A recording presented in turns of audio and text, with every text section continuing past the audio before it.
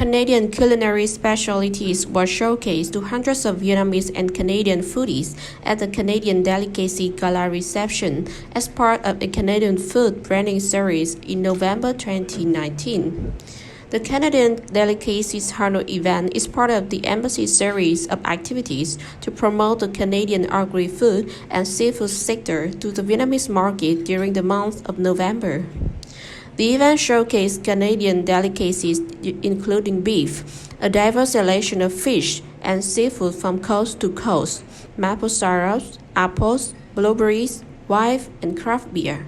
For the first time, Canadian Duganese crab was introduced, as market access has now been granted for the products in Vietnam. Tonight is a great opportunity to showcase delicious Canadian food. It's not only delicious, it's also safe, very high quality, and our farmers are very conscious of environmental sustainability when they produce their food.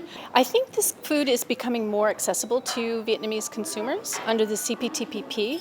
Sure. Well, there are so many products. It's hard to name just a few, but I know that some of the most popular products in Vietnam are Canadian cold water seafood. So, for example, lobster and snow crab, Canadian halibut are all very popular here.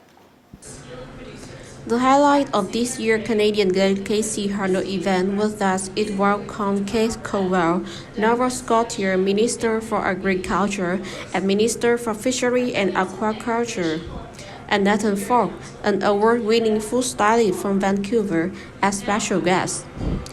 In addition to a cooking demonstration at the Canadian Delicacies event, Nathan Fogg hosted a Master Chef class for young future chefs at the City Smart Hotel Management School, as well as a special VTV cooking demonstration session using the finest Canadian products. Chef Fogg was selected as one of the top 10 food trendsetters of the future in Canada. He is also an internationally published food and travel journalist. If you talk something about when people ask about Canadian, we have lobster, we have excellent beef, and salmon, and excellent seafood.